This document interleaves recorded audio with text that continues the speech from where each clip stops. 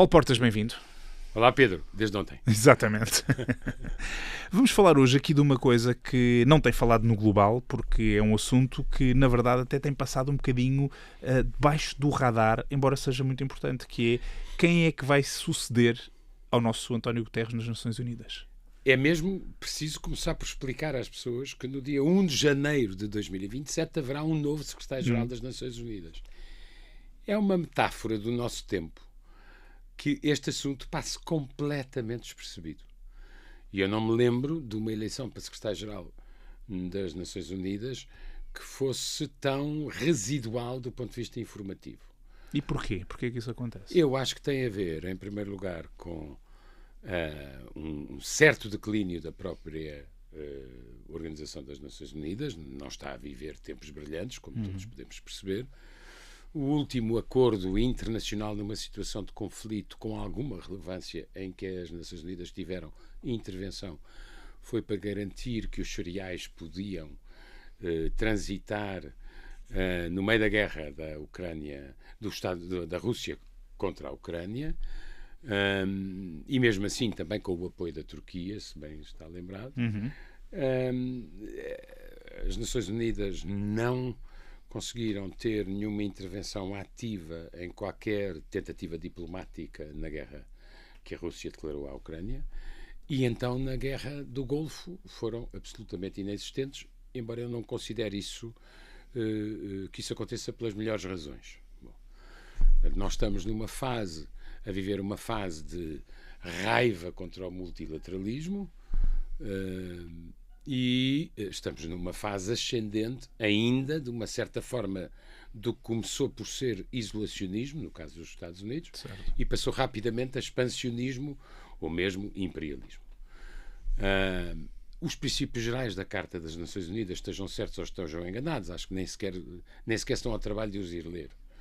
São derrogados todos os dias. E, portanto, a ONU não está a viver os seus melhores tempos. Foi irrelevante na Ucrânia, quase, e tem sido irrelevante na questão do Golfo. Mas isso é a parte que diz respeito à instituição propriamente dita, não é? E porque a instituição, se nós olharmos para o Conselho de Segurança, o órgão de cúpula, e se percebermos quem é que tem direito de veto, é uma fotografia a preto e branco de 1946, digamos assim, ou do fim da Segunda Guerra. E depois do início das Nações Unidas. Isso é uma boa metáfora, essa da fotografia mas a preto e branco, cristalizou, não é? Estados Unidos, Rússia, na altura União Soviética, China, França e Inglaterra. São os países que têm direito de veto. Nós estamos em 2026. Perguntas sem resposta. Como é possível a Índia não ser membro permanente das Nações Unidas, do Conselho de Segurança das Nações Unidas, sendo hoje o país mais populoso do mundo? Ultrapassou a China. Como é possível o Brasil, que é quase um subcontinente, ou por outra, é um subcontinente, não ser membro permanente das Nações Unidas? Ou como é que é possível a Alemanha, que é a mais importante economia europeia, não ter esse estatuto também? Isto mostra-lhe como as Nações Unidas, desse ponto de vista, se deixaram atrasar, se deixaram caducar em certo sentido, embora, a meu ver, sejam necessárias. E esse é o outro ponto que eu gostava de chamar a atenção, é que o Conselho de Segurança é totalmente disfuncional, e uma fotografia a preto e branco de um mundo que já não existe. Basta comparar o Conselho de Segurança das Nações Unidas com o G20, que é onde estão, apesar de tudo, todos os países relevantes. As economias relevantes. E as economias relevantes. Mas eu acho que há agências das Nações Unidas que são muito importantes para o mundo ter um mínimo de funcionalidade. Nós já sabemos que há uma desordem quase sistémica, mas que o mundo tenha alguma funcionalidade. Olha, há exemplos de que as pessoas frequentemente se esquecem. A FAO é importantíssimo para o sistema de preços da agricultura. A Unicef tem imenso trabalho feito por crianças que tiveram a má fortuna de nascer em sítios muito difíceis e com imensas carências. A Organização Mundial da Propriedade Intelectual ainda faz prevalecer direitos de propriedade intelectual num mundo que tende a agredir a propriedade intelectual, sobretudo no mundo digital. Bom, a Organização Mundial de Comércio era essencial para o funcionamento da globalização. Está paralisada, porque a instância de recurso para resolver disputas já não tem juízes, porque os Estados Unidos recusam-se a nomear juízes. Há vários presidentes e o último juiz era um chinês que se reformou. Não há. Ou seja, a Organização Mundial de Comércio está transformada num think tank, mas não é uma organização hoje com em poder dia, efetivo. Com poder efetivo. Mas a Organização Mundial de Saúde, nós estamos a falar no dia seguinte a ter-se descoberto que havia um vírus potencialmente perigoso que navegou desde a Argentina até a África. Se não fossem os técnicos e os cientistas da Organização Mundial de Saúde, nós não saberíamos estas coisas. Isto apenas para lhe dizer que, ao contrário do que está na moda dizer-se, nem todo o sistema das Nações Unidas é um desastre. Há muitas agências das Nações Unidas que são importantes e que devem continuar. E as Nações Unidas têm que se reformar porque senão envelhecem de vez. Esse é que é o ponto mais complexo. É um sistema muito complexo porque tem secretário-geral, depois tem uma vice-secretária-geral nigeriana, depois tem dezenas de secretários-gerais adjuntos, depois tem imensos enviados especiais. É uma estrutura muito pesada. E não se esqueça, é preciso pôr isto em contexto. O board das Nações Unidas é muito difícil neste momento. Traduzindo em nomes: Trump, Xi Jinping, Putin, Macron e Starmer. Todos eles são, digamos, o Conselho de Administração desta organização, que já explica, em parte, e como tudo nós isto que estamos a falar. viver uma tentativa, que eu não sei se tem espessura suficiente para perdurar, mas uma tentativa que eu acho perigosa, para transformar um mundo baseado em alianças, que é um mundo imperfeito, mas é um mundo com regras. Uhum. Num mundo de potências ou de superpotências medidas pela sua força militar e dentro da força militar pelo número de ogivas nucleares, grande parte dos acontecimentos internacionais passam-se entre os três maiores os três maiores reservistas, digamos assim, das ogivas nucleares, a saber, Rússia, Estados Unidos e China, e não se passam exatamente no Conselho de Segurança. O Conselho de Segurança está praticamente bloqueado por vetos contrapostos. E é neste quadro que António Guterres termina o seu mandato, que já está feita a primeira fase da escolha do próximo secretário-geral. Por enquanto só há 4 candidatos. Nenhuma das etapas tem um prazo tempestivo, mandatório. Agora, já foram os 4 candidatos sujeitos a uma audição pública. Agora o Conselho de Segurança vai tomar umas semanas para decidir como é que houve à porta fechada os candidatos. Aí começa, eu diria, a fase mais importante, porque para ser secretário-geral das Nações Unidas é preciso não ter o veto de nenhum dos 5. O que não é fácil. Mas agora, Paulo, falámos aqui dos problemas da instituição que explicam um bocadinho este certo desinteresse mediático até por esta eleição que se avizinha, mas e os candidatos? Eles próprios são responsáveis por esta falta de entusiasmo? São candidatos também, ou são consequência dessa falta de entusiasmo, ou são causa dessa falta de entusiasmo, ou são as duas coisas ao mesmo tempo. Não há, por enquanto, nenhuma figura maior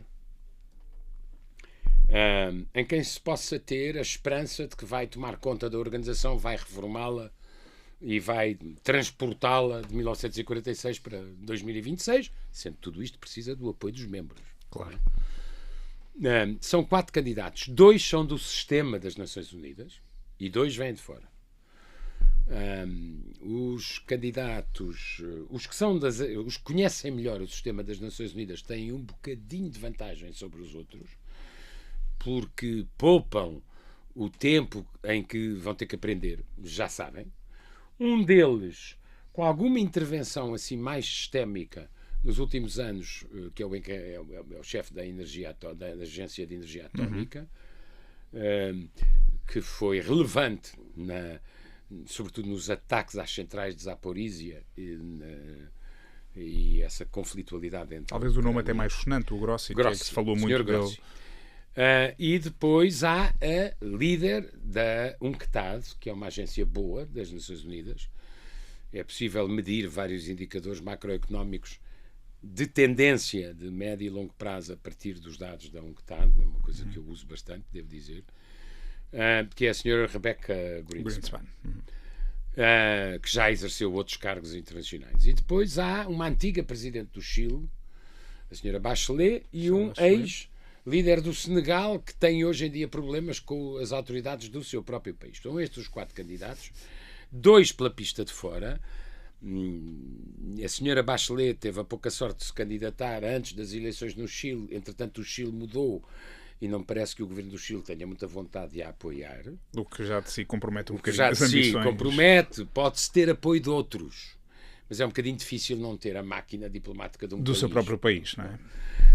O senhor do Senegal, que seria um candidato supostamente africano, tem um problema com o novo presidente do Senegal, mas além disso, quem o propôs tinha a presidência à época da União Africana, prevaleceu-se desse facto, mas houve 20 países que se distanciaram, 20 países africanos que se distanciaram desse candidato. Portanto, esse sonho do candidato africano não existe. Nem está na ordem. Atenção, a África teve 2 secretários-gerais. Um deles, provavelmente, um dos melhores secretários-gerais. Houve 9 secretários-gerais das Nações Unidas, desde a sua fundação. Boutros-Ghali não... Boutros-Ghali, mas depois teve um conflito com os Estados Unidos. Certo. E Kofi Annan, que é lembrado com imenso carinho e admiração no sistema das Nações Unidas. É preciso perceber que estávamos na era dourada da globalização, o comunismo tinha caído, e, portanto, eles viveram momentos de um mundo feliz. Nós agora estamos a viver momentos de um mundo muito mais turbulento. Certo. Mas, se a tradição... Nada disto está escrito, mas a tradição tem a sua força. Para onde é que se inclinam as escolhas? Inclinam-se para ser uma mulher pela primeira vez, já vamos em 9 secretários-gerais, nenhuma era mulher, e América Latina.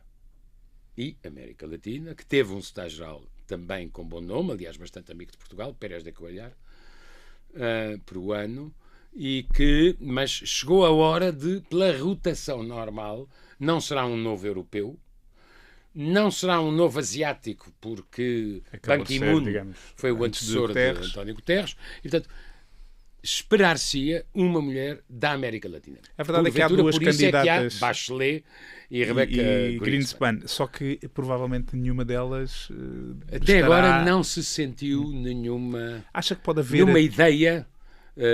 nenhuma onda de fundo, nenhuma... Bem, aquilo são ondas de fundo limitadas, claro. Porque há muito trabalho a fazer mas de bastidores. A primeira vaga que é preciso evitar é um veto. Certo. Aparentemente, dos 2 candidatos que estão mais à frente, serão Grossi e Greenspan, porque são das Nações Unidas, claro. Já têm experiência de liderar organizações, uma delas muito sensível, que é da energia atómica, como é evidente. Muito preocupada com a proliferação da energia nuclear, como é evidente, militar, mas não... é muito difícil, por exemplo, que a Rússia o aceite. É ele, Grossi. Precisamente por essas questões da energia atómica. Mas pode acontecer. Pode acontecer, por influência dos Estados Unidos, que hoje em dia faz de amigo. Exato. A senhora Bachelet é praticamente impossível obter a concordância da China, porque fez um relatório sobre os direitos humanos na China, que não é propriamente simpático, e coisas assim.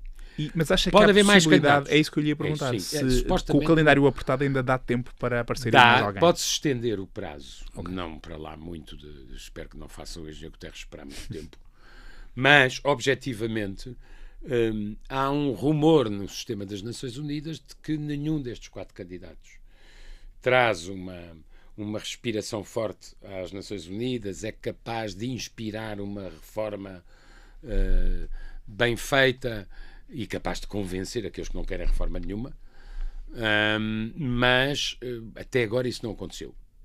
Aparentemente, nem China, nem Estados Unidos, nem Rússia deram qualquer preferência até agora. Portanto, esse silêncio também quer dizer qualquer coisa. Quer provavelmente dizer que gostariam que houvesse mais candidatos. Vamos ver o que é que vai acontecer. Atenção, se houver uma nova candidata, tem também o direito à sua audição pública e depois à sua reunião à porta fechada. Claro, e depois é preciso que os membros do Conselho de Segurança se entendam sobre a forma como fazem saber as várias votações. Não é fumo branco ou fumo negro, tipo Papa. Mas infelizmente no tempo em que nós vivemos, nunca durante décadas se souberam as votações, até para não comprometer a posição de ninguém. Agora é só olhar para o Twitter que 5 minutos depois já sabemos. Ou o X, antigamente chamado Twitter. Para não conheço nenhuma marca que tenha direito a este enunciado longo. Mas, e já se percebe se a votação é 7 contra 8, ou, enfim. Portugal não participará nesta votação em Conselho de Segurança, porque se nós formos eleitos para o Conselho de Segurança do próximo mês de junho, isso só começa com o Conselho de Segurança, já com o novo Estado-Geral, em 2027. E, portanto, já agora é para ficar essa nota que Portugal vai perder, de certa forma, o secretário-geral das Nações Unidas, por força das circunstâncias normais, mas está a candidatar-se a um lugar não permanente, evidentemente, do Conselho de Segurança das Nações Unidas. O Paulo está otimista com essa eleição? Acha que normalmente Portugal trabalha bem? Nem otimista, porque seria irrealista, e também nunca estou pessimista, porque isso não me ajuda. Claro. Mas sou realista. Portugal é bom em soft power. Portugal tem uma taxa de dirigentes internacionais bastante acima daquilo que, teoricamente, a dimensão do país ou a sua economia permitiriam. Portugal é um dos países ocidentais que conhece melhor o mundo que não é ocidental, é um dos países do Norte que conhece melhor o Sul. Fez transições como a de Macau para a China, que noutros casos correram muito mal, no nosso correu bem. E Portugal não é um país abrasivo, digamos assim, portanto não cria neste tipo de eleições, tanto conta a popularidade e a força como não causar rebelião e portanto nós concorremos ao Conselho de Segurança na nossa circunscrição, concorremos com a Alemanha e a Áustria. Podia haver dois concorrentes mais diferentes, mas são bastante parecidos, não é? Com uma diferença: a Áustria, neste tipo de votações e candidaturas, prevalece sempre do seu estatuto de antiga neutralidade.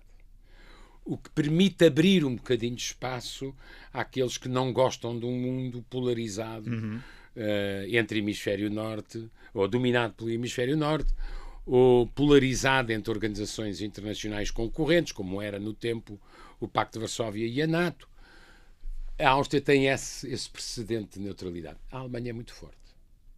E tem também agora os seus desentendimentos políticos. Agora, tudo isto evolui dia a dia. Sabe Deus como é que votará os Estados Unidos, por exemplo. Pronto.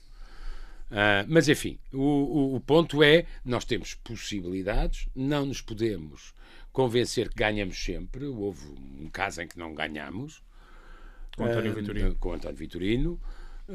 Precisamente porque havia um concorrente com maior poder de fogo, digamos assim, e portanto temos que lutar até ao fim e até ao último minuto, porque há uma certa tradição dos países mudarem de posição. Mesmo ali à última. Eu diria que Paulo, pode acontecer. Na tradição do Global que faz na TV todos os domingos à noite, e já agora fazemos aqui também essa lembrança que nos ouve. Fazemos de 15 em 15 dias, verdade, Pedro. É verdade. Tem sempre as notas finais e eu aqui vou-lhe pedir notas finais, só se for possível um balanço deste mandato que está a terminar de António Guterres. Onde é que ele esteve? Ele não foi um Estado-Geral num mundo feliz. Essa é a primeira grande diferença com outros que eu já aqui citei. Ele tem um board muito difícil e é o primeiro secretário-geral que é objeto de uma pretensão de uma instituição concorrente. Lembra-se, aqui há umas semanas, bem sei que estas coisas não duram senão o tempo de um fogacho digital, mas lembra-se que nasceu uma coisa chamada Board of Peace. Exatamente. Que era evidentemente uma coisa concorrente, mas sem espessura, sem organização, com critérios muito pouco transparentes. Com muito dinheiro envolvido. Não, nomeadamente o destino das cotas. Não é? Bom, exato. Sem saber para onde é que aquilo ia. Mas é a primeira vez que isto acontece. É um grande sinal de aviso às Nações Unidas. Segundo ponto, eu nunca digo mal de portugueses que desempenham cargos no estrangeiro. É uma regra que eu tive e terei. A única coisa que eu posso dizer é que, porventura, houve duas coisas em que talvez o mundo precisasse de mais intervenção. A primeira é o uso do poder da palavra. Eu lembro-me quando António Guterres se candidatou, para tentar obviar à rigidez estatutária das Nações Unidas e à dificuldade das reformas, foi tentar colocar a opinião pública a favor dessas reformas, e ele usava muito o poder da palavra, e isso talvez acabasse por não ter sido demasiado usado. O segundo ponto é que eu acho que o mundo, ele focou-se muito nas questões climáticas, que eu acho sérias, não sou negacionista. Claro. Sim. Quer dizer, não sou entre os quais, porque tenho uma certa consideração pela realidade. Há uma coisa que eu sei: há cada vez mais eventos climáticos extremos. Sim, basta olhar para o que se passa aqui. Basta ver as curvas nessa matéria. E, portanto, nós temos que nos habituar a um novo normal. E é uma questão séria. Está aí e é preciso enfrentá-la. É uma questão enfrentá-la. séria. Mas o mundo, para além do clima, tem muitos outros problemas. E talvez ele tenha colocado as fichas todas num lado, ou quase todas, e a mim faz-me impressão, mas admito que ele não tenha margem de manobra, porque este Conselho de Segurança é muito difícil de dar margem de manobra a qualquer Estado-Geral, tanto na questão da Ucrânia como na questão do Golfo. Porque é de tal forma descarada a violação de princípios do direito internacional e de regras mínimas. O que é que um país pequeno ou médio, pequeno na dimensão, grande em muitas tradições e, sobretudo, em conhecimento do mundo, mas o que é que um país como Portugal tem a ganhar com um sistema de potências onde só conta quem tem ogivas nucleares? Sim. Não temos absolutamente nada a ganhar com isso, nem nós, nem a esmagadora maioria dos países. E, portanto, eu vejo isto com uma certa... acho que seria fácil dizer mais do que isto, mas eu lembro às pessoas o contexto em que ele foi secretário-geral. Agora, quis-lo. É verdade. Sim. Ele já o conhecia há 5 anos, também já o conhecia. Eu dou-lhe um exemplo. Então, ele no Conselho de Segurança tem a Rússia e tem os europeus. Não é fácil conseguir soluções em relação à Ucrânia que não tenham o veto de um ou de outro. Agora já não digo dos Estados Unidos, porque os Estados Unidos passaram a ter votações muito estranhas nas Nações Unidas. Com parceiros muito estranhos. Não, e em matéria de Ucrânia. Sim, sim. E, portanto, não é fácil, com toda a franqueza. Não para ele. Agora, talvez pudesse ter recorrido mais ao poder da palavra. Porque o mundo precisa de quem lhe diga que isto não está tudo perdido, e isto não é... Eu, quando ouço falar em nova ordem mundial, gostava só que alguém me explicasse qual era. Porque, tirando esta aliança de potências, baseada na força militar nuclear, eu não vejo outra. E, portanto, nesse sentido, não foi fácil o tempo em que ele foi secretário-geral, e piorou com o tempo. Não deixa um mundo melhor do que o mundo piorou manifestamente. Mas não por responsabilidade dele, de qualquer forma. Não, com certeza. Mas enfim, é o que há. E agora, é interessante que haja tão pouco sinal público de interesse ou de curiosidade pelo novo secretário-geral das Nações Unidas. Isso é outro sinal de alarme que a instituição, que muitas vezes é fechada no seu próprio mundo, devia perceber. Paulo, é um gosto ouvi-lo. É um gosto. Até domingo. Até domingo. Lá nos encontramos. Obrigado.